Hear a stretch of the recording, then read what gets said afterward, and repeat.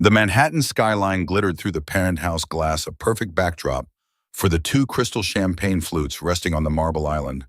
But the illusion of a flawless evening fractured the moment Cole's phone screen lit up face down, its silent vibration humming against the stone, a message from a luxury resort in the Hamptons, not the hospital he claimed to be heading to. There is always a quiet, devastating moment before a lie completely unravels, a second where you must choose whether to look away or stare into the abyss. If the fragile, dangerous spaces between truth and betrayal draw you in, stay with me.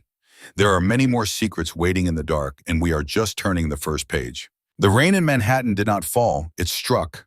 It whipped against the floor-to-ceiling windows of Sinclair Ventures like a relentless accusation, blurring the glittering skyline into a smudge of dull gold and gray. Margot Sinclair stood perfectly still, her reflection superimposed over the grid of the city. She was 34, impeccably dressed in a tailored navy St. John's suit, and exhausted in a way that sleep could no longer fix. The quiet hum of the HVAC unit and the rhythmic tapping of a Mont Blanc pen against a leather folio were the only sounds in the corner office. Behind her, Chris Baker, the firm's sharpest senior analyst and her most trusted confidant, was reviewing the term sheets for the pending biotech merger. "They're pushing back on the valuation, Margot," Chris said, not looking up from the iPad. His voice was steady, a calming anchor in the high-stakes storm they navigated daily. "If we yield another 2%, we look desperate. If we hold firm, they might walk." Margot traced the cool glass of the window with her index finger. "They won't walk. They need our infrastructure more than we need their IP hole firm." She turned away from the storm, her high heels sinking silently into the plush carpet. Her life, much like the deals she brokered, was a masterclass in risk management, in flawless execution. Her portfolio was impeccable. Her reputation in the venture capital circuit was ironclad. And her marriage to Cole Williams, charming, ambitious, devastatingly handsome Cole, was the crown jewel of her carefully curated existence. They were the couple photographed at charity galas, the standard by which their peers measured success. Yet there was a strange, hollow ringing in her ears lately. A dissonance she couldn't quantify. It was in the way Cole had begun looking past her during dinner, his mind visibly miles away. It was the faint phantom scent of something overly floral lingering in the foyer of their Tribeca penthouse. A scent she had tried to convince herself was just the new lilies the housekeeper bought. Her sleek smartphone buzzed on the mahogany desk, vibrating violently against the wood. Margot glanced at the screen. "Cole." She picked it up, offering Chris a faint, apologetic smile. "Give me 1 second." She answered, expecting the usual hurried apology for working late. "Cole, I thought you were in the restructuring meeting." Silence. Then a ragged, uneven intake of breath. "Margot." The voice didn't sound like her husband. It was thin, trembling, stripped of all its usual baritone confidence. The temperature in the room seemed to plummet instantly. "Cole, what's wrong? Where are you?" Her fingers tightened around the phone, her knuckles turning white. I'm at Mount Sinai." He gasped out, the background noise echoing with the sharp beeps of medical machinery and hurried footsteps. "My chest, Margot. It was like I was being crushed. They think it's my heart. They brought me in through the ER." The floor beneath Margot vanished. The biotech merger, the valuation, the rain, it all evaporated into sudden blinding panic. "I'm coming," she said, her voice dropping to a terrifyingly calm register that only emerged when she was in utter crisis mode. "I'm leaving right now. Hold on, Cole." She hung up and grabbed her trench coat from the chair. Chris was already on his feet, reading the terror in her eyes. "Margot, it's Cole. He's in the ER at Mount Sinai. Heart problems." "Go," Chris said, immediately grabbing the term sheets. "I'll handle the board. Just go." Margot rushed to the private elevator, her heart hammering wildly against her ribs. But as the steel doors slid shut and the car descended rapidly toward the lobby, a strange, creeping chill wrapped around her spine. She stared at the digital floor numbers flashing downward. Cole was 36. He ran marathons. He had passed a comprehensive physical just 2 months ago with perfect numbers. As the adrenaline began to recede, leaving behind a cold, analytical clarity, a tiny, uncomfortable detail nagged at the back of her mind. If he had been at his office in Midtown as his calendar dictated, why had the ambulance taken him all the way across the city to Mount Sinai? She pushed the thought away, condemning herself for being suspicious while her husband lay in a hospital bed. But in the world of venture capital, Margot Sinclair had survived by trusting her instincts when the math didn't add up. And right now, the numbers were entirely wrong. The cab ride up Madison Avenue was a blur of neon streaks and rain-slicked asphalt. Margot sat rigidly in the back seat, her mind running terrifying calculations. Heart attacks at 36 were rare but not impossible. Stress genetics, the relentless pressure of their lifestyle, she cataloged every potential cause, desperate to find a logical anchor in the chaos of her sudden, paralyzing fear. Mount Sinai's emergency wing was a stark contrast to the muted elegance of her world. It was a chaotic symphony of harsh fluorescent lights, the sharp smell of bleach, and the urgent murmurs of medical staff. Margot bypassed the crowded waiting area, flashing her ID and invoking her husband's name with a cold, commanding authority that masked her trembling hands. They directed her to a private cardiac observation room in the back corridor. Margot pushed the heavy wooden door open, her breath caught in her throat. Cole was sitting up in the hospital bed, propped against a thin blue pillow. He was hooked to a continuous EKG monitor, the rhythmic green line moving in steady, reassuring peaks. He looked pale, a sheen of sweat clinging to his forehead, but the moment he saw her, his reaction was not one of physical agony. It was a flinch, a microscopic tightening of his jaw before his features dissolved into a mask of profound exhaustion. "Margot," he breathed out, reaching a hand toward her. She crossed the room in 3 strides, taking his hand in both of hers. His skin was clammy. "I'm here. I'm right here." "What did the doctor say, Cole? What happened?" "It came out of nowhere," he said, his voice carrying a strained, theatrical weakness. He averted his gaze, staring at the sterile white blanket covering his legs. "A crushing weight on my chest. I couldn't breathe. I thought I wasn't going to make it back to you." Margot kissed his knuckles, her own heart still racing. But as she leaned back, the analytical part of her brain, the part that dissected term sheets and dismantled underperforming CEOs, suddenly clicked online. His pulse, displayed brightly on the monitor above them, was elevated but steady, 78 beats per minute. Before she could process the thought, the door clicked open. A tired-looking attending physician with a tablet stepped in. "Mrs. Williams, I'm Dr. Evans. Tell me everything," Margot demanded, her tone leaving no room for medical jargon. Dr. Evans glanced at Cole, then back to Margot. The doctor's expression was strangely neutral, lacking the grave urgency that usually accompanied a massive cardiac event. "Well, we've run a full cardiac panel. The EKG is completely normal. Troponin levels, which indicate heart muscle damage, are 0. Blood pressure is stabilizing." Margot frowned, confusion momentarily overriding her relief. "So it wasn't a heart attack?" "No," Dr. Evans said smoothly. "Given the clean labs and the presentation of symptoms, hyperventilation, chest tightness, elevated heart rate, it strongly points to a severe acute panic attack or a massive stress-induced autonomic response." "A panic attack," Margot repeated the words as if they were in a foreign language. Cole, the man who had effortlessly navigated a hostile takeover of a tech conglomerate last year without breaking a sweat, hospitalized for a panic attack. "I know my own body," Cole interjected defensively, a sharp edge cutting through his supposed weakness. "It wasn't just stress. It was my heart. We are keeping you overnight for observation just to be absolutely certain," Dr. Evans replied with practiced patience. "But the tests are definitive, Mr. Williams." As the doctor left the room, Margot's gaze drifted to the clear plastic hospital belongings bag resting on the visitor's chair in the corner. Inside, neatly folded, were Cole's clothes. He had told her on the phone he was in a restructuring meeting when the pain started, but through the thick plastic she didn't see his charcoal Tom Ford suit, a silk tie, or a crisp dress shirt. She saw a navy blue cashmere weekend sweater and a pair of casual, sand-colored linen trousers. Margot stared at the clothes, the steady beep of the heart monitor suddenly sounding incredibly loud in the quiet room. She looked back at her husband. Cole was watching her, his eyes wide, holding a dark, frantic fear that had absolutely nothing to do with his mortality. He wasn't dying, he was hiding. The room was submerged in the artificial twilight of the hospital ward. Cole had finally drifted into a medicated sleep, the steady rhythmic drawl of his breathing synchronizing with the glowing green line of the heart monitor. Margot remained in the stiff vinyl armchair, the plastic bag containing his casual weekend clothes resting near her feet like a piece of crime scene evidence. She hadn't moved for over an hour. Her mind, usually an impenetrable fortress of logic and strategy, was a chaotic battlefield.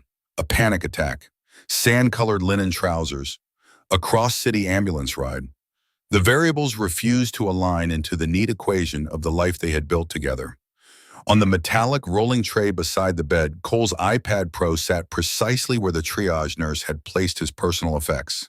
It was a sleek, dark slab of glass, innocuous in the sterile environment. Then it lit up. A soft, muted chime cut through the quiet hum of the machinery. Margot didn't intend to snoop. In 7 years of marriage, she had never once felt the urge to breach the privacy of his devices. But the screen glowed brightly in the dim room, and from her vantage point, the bold black text of the banner notification was impossible to ignore. iMessage, Victoria Perez. Margot knew Victoria. She was a junior vice president at Cole's firm, sharp, ambitious 26, with a penchant for designer heels and a perfectly curated social media presence. They had shared polite, superficial conversation at the firm's holiday gala just 3 months ago. Margot leaned forward, the leather of her chair creaking softly. The message was truncated, but the words displayed were enough to stop the air in her lungs. Vic, please tell me you're okay. Is the scare at the resort over? I couldn't breathe when the EMTs took you. Text me when it's safe. The screen held its bright, damning illumination for 10 seconds before fading to black, plunging the room back into shadows. Margot stared at the dark glass, perfectly still. She did not gasp.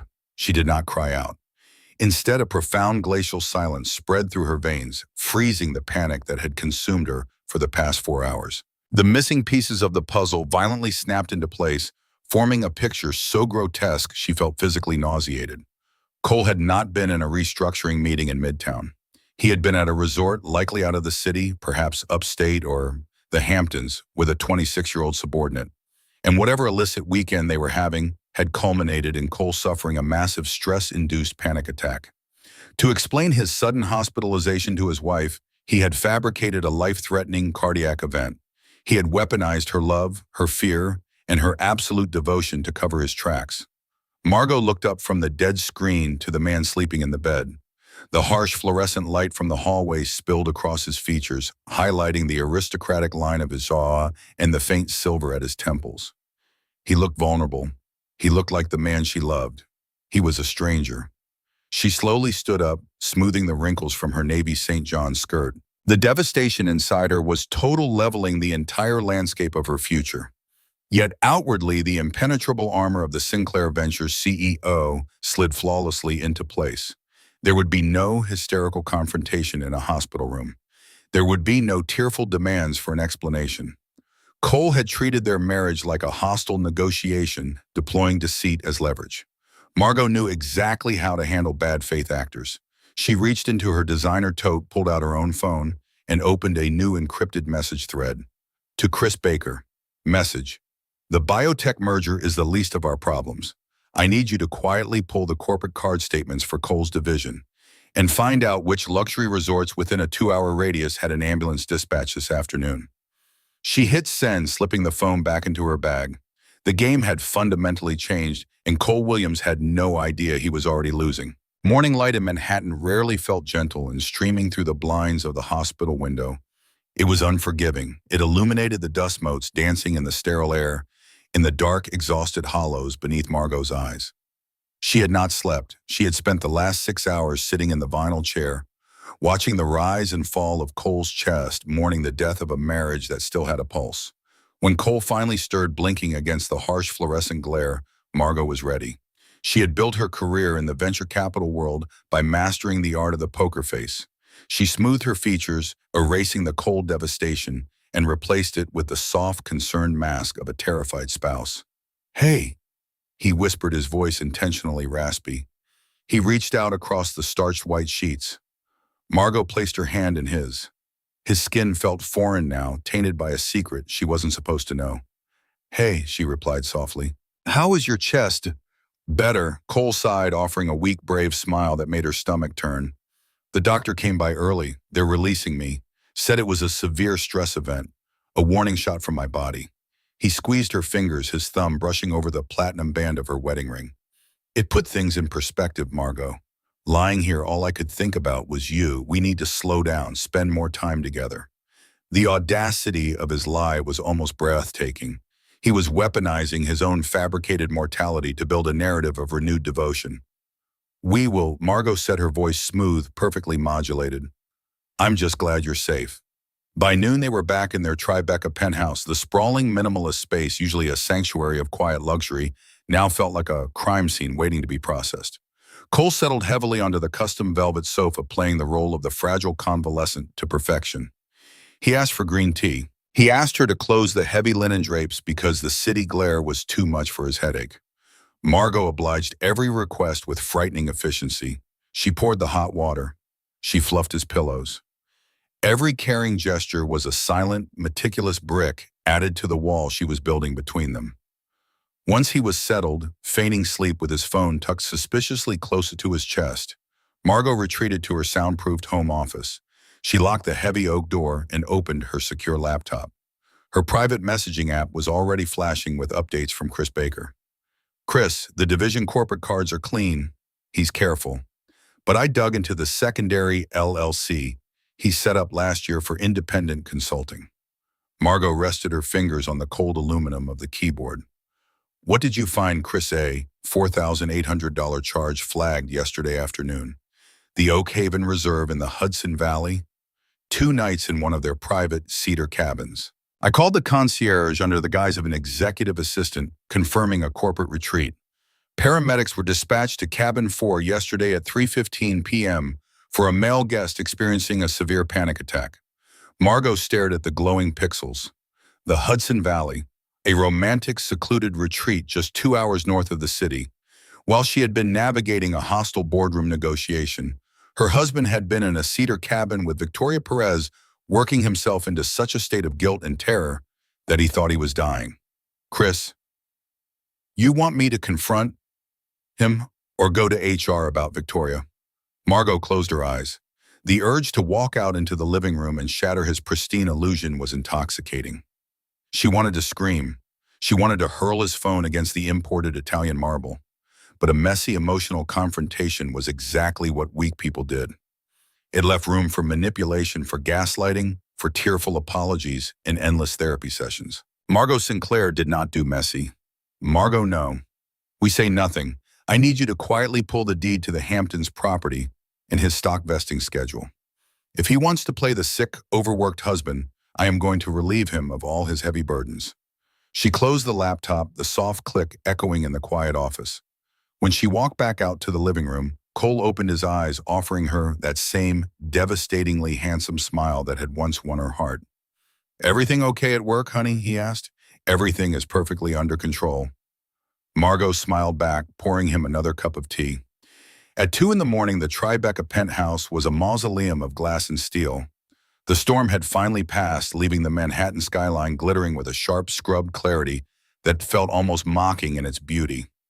Margot sat alone at the massive Calcutta marble kitchen island, the only illumination coming from the harsh blue-white glow of her laptop screen. The encrypted file from Chris had arrived 30 minutes ago.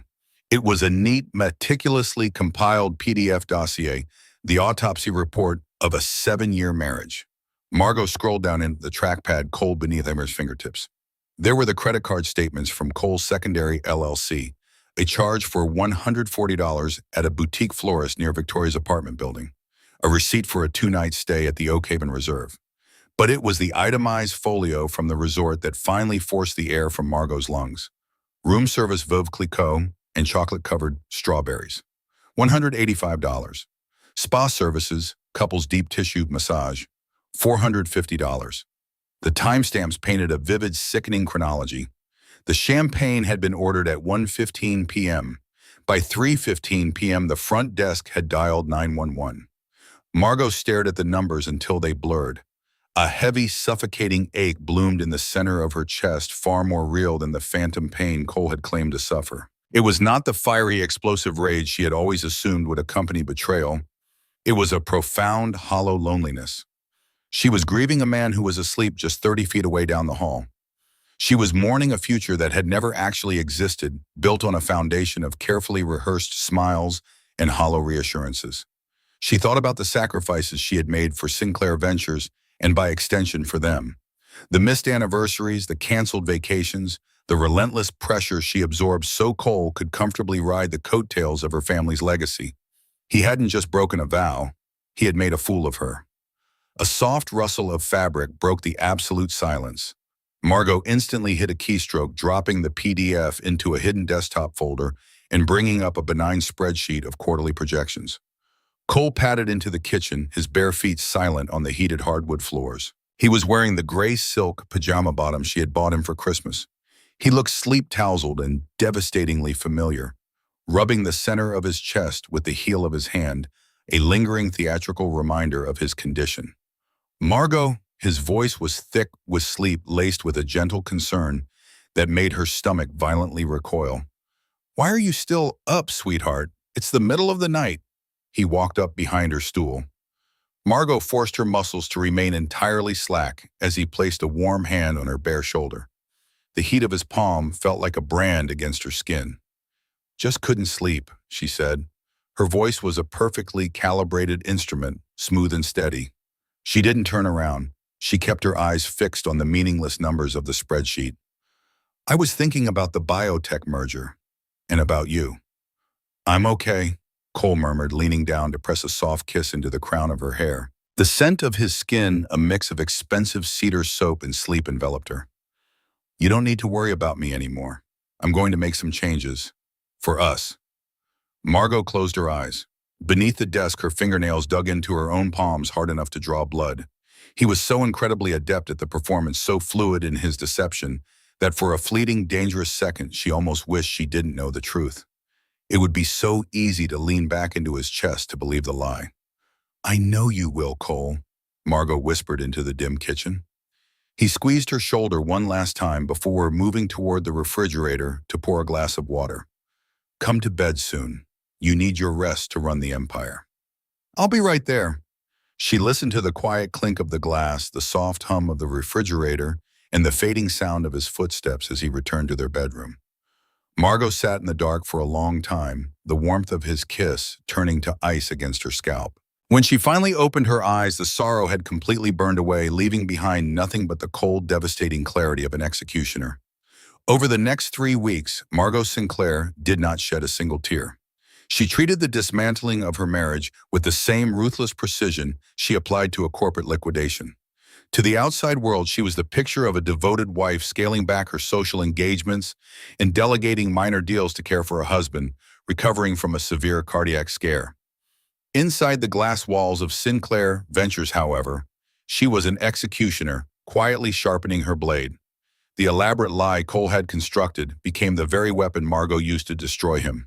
"He's still playing the invalid?" Chris Baker asked one Tuesday morning, sliding a thick manila folder across Margot's mahogany desk. The rain outside had returned, drumming a steady rhythm against the floor-to-ceiling windows. "He complained of chest palpitations when I asked him to review the quarterly tax filings," Margot said, her voice devoid of inflection. She opened the folder. Inside were the preliminary drafts drawn up by her private wealth attorneys. "So I told him he needs to focus entirely on his recovery. Stress is the enemy, after all." Chris watched her carefully, his expression a mix of professional awe and personal concern. "You realize that if he reads Clause 4 of the Asset Separation Agreement, he will know exactly what you are doing. It effectively strips him of his voting rights in the holding company and neutralizes his equity in the Hamptons property." "He won't read it," Margot replied, picking up her Mont Blanc pen to initial the margins. "Cole has always relied on me to handle the tedious legalities. He likes the prestige of the board seat, not the paperwork. If I frame it as a temporary measure to relieve him of liability while he rests, he will sign it without a second thought." That evening, the penthouse was filled with the soft, soothing sounds of a cello suite playing on the hidden sound system. Cole was lounging on the imported Italian leather sofa, casually scrolling through his phone, likely checking Victoria's social media, Margot thought with clinical detachment. She walked into the living room carrying a tray with chamomile tea and a stack of neatly printed documents marked with yellow signature flags. "How are you feeling tonight?" she asked, setting the tray deed on the glass coffee table. The clink of porcelain against glass was the loudest sound in the room.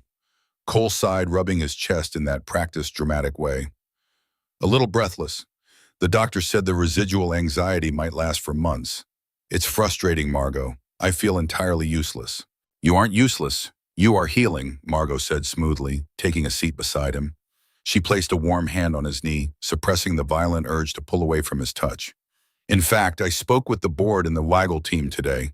We want to take as much off your plate as possible so you can focus entirely on getting better. Cole looked up, a flicker of genuine apprehension crossing his handsome face. Take off my plate? What do you mean? Just administrative burdens, she reassured him, her voice a masterclass in gentle wifely concern. She picked up the top document. Liability waivers, temporary transference of voting proxies, restructuring the real estate trust. It just means that if a high-stress decision comes down the pipeline, you aren't legally obligated to be involved. We are insulating you, Cole. Doctor's orders. She handed him the heavy silver pen. Cole hesitated, looking down at the dense legal jargon. For a terrifying suspended second, Margot wondered if his corporate survival instincts would override his arrogance. But the narrative he had built, the fragile, recovering husband, trapped him. To refuse the help, to demand to read the fine print, it would be to admit he was perfectly capable of working. You really think this is best? He asked, his ego slightly bruised, but the relief in his eyes was undeniable. I think your heart is the most important thing in the world to me, Margot said, looking directly into his eyes. The absolute truth of her statement, though twisted far beyond his comprehension, made her voice ring with unwavering sincerity. Cole smiled, visibly touched by her devotion. He flipped to the back page and signed his name on the dotted line, legally surrendering his leverage, his power, and his claim to her family's empire in one swift, blind stroke of blue ink. Margot took the papers back, aligning the edges perfectly. The trap had permanently closed. Cole's return to the financial district was meant to be a victory lap. The Monday morning air was crisp, and he wore a new impeccably tailored Tom Ford suit. His color fully restored the stress of his fabricated medical ordeal seemingly behind him. He stepped out of the private executive elevator at Sinclair Ventures, offering a charming, practiced smile to the junior staff. He expected a warm reception, perhaps a catered welcome-back lunch, and the admiring embrace of his devoted wife.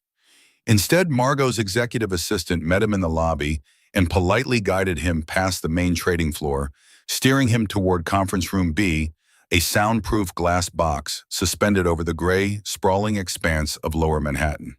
Margot was already there, seated perfectly still at the head of the long oak table.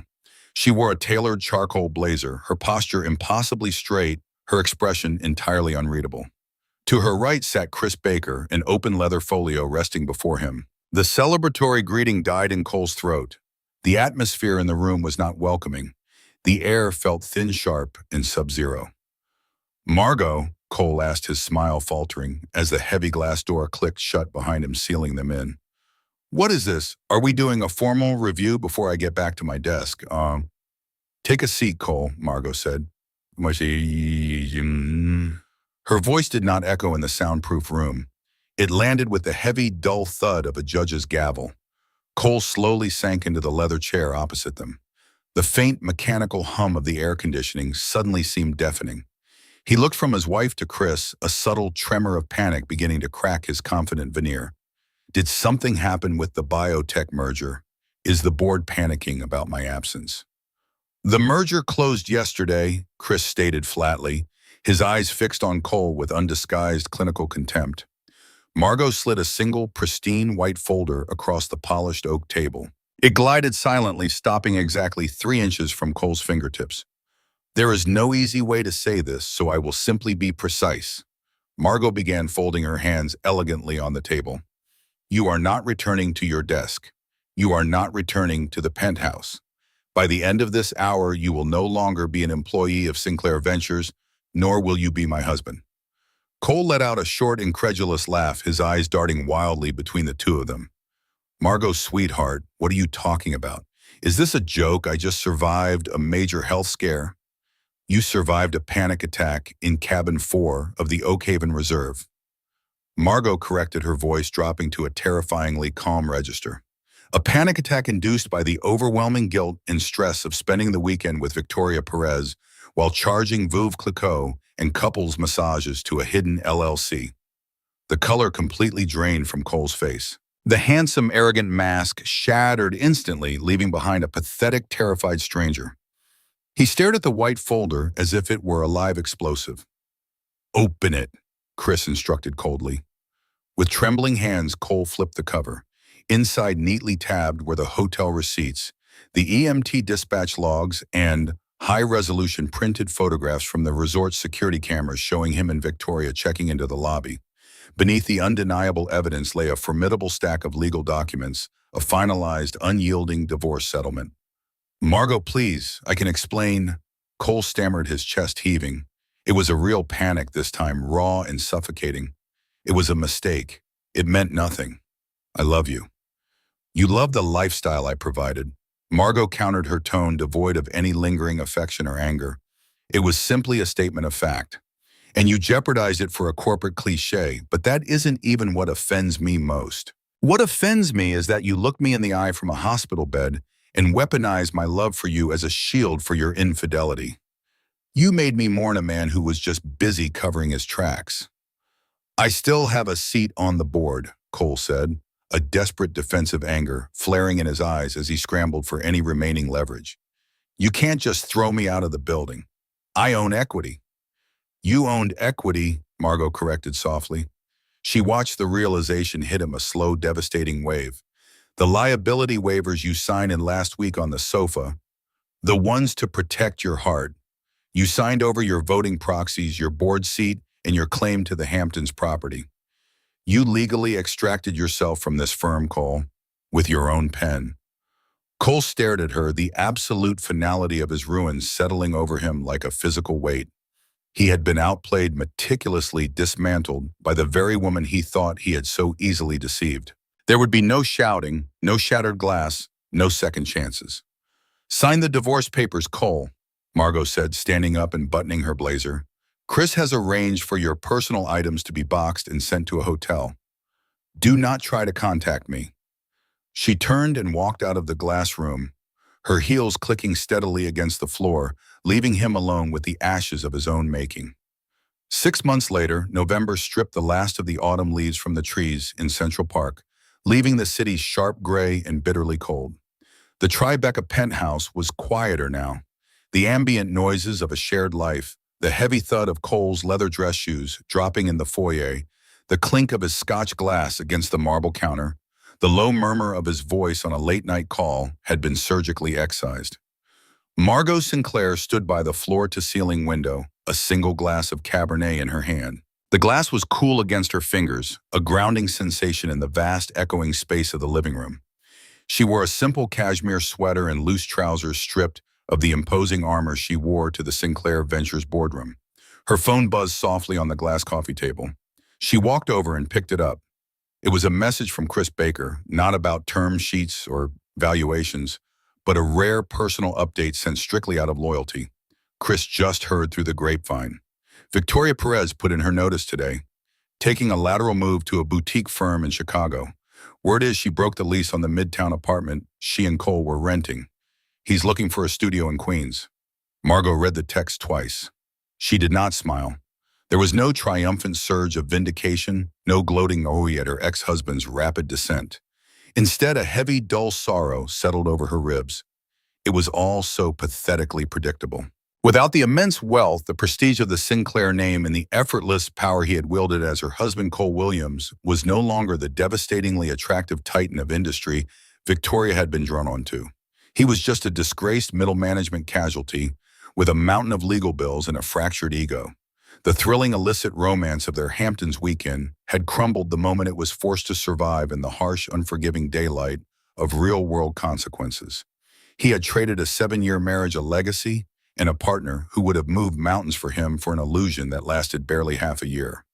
Margot set the phone face down on the table. She walked back to the window, looking out over the grid of Manhattan. Millions of lights blinked back at her, representing countless lives, countless secrets, and countless closed doors where other people were negotiating their own compromises. She had not emerged from the wreckage unscathed. There were nights when the phantom weight of Cole's arm across her waist would jolt her awake, leaving her gasping in the dark. There were moments in board meetings where a specific brand of cedar cologne would waft past, threatening to crack her icy composure. Healing was not a clean, linear process. It was messy, non-negotiable, and profoundly lonely. But as she took a slow sip of the heavy red wine, letting the warmth spread through her chest, Margot realized the fundamental difference between the pain she felt now and the pain she had felt sitting beside his hospital bed. The pain in the hospital had been an infected, rotting thing born of deceit and manipulation. The pain she felt now was clean.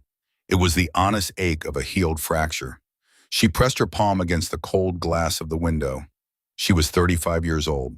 The empire she had built was entirely her own, uncontested and secure. The air in her lungs belonged to her.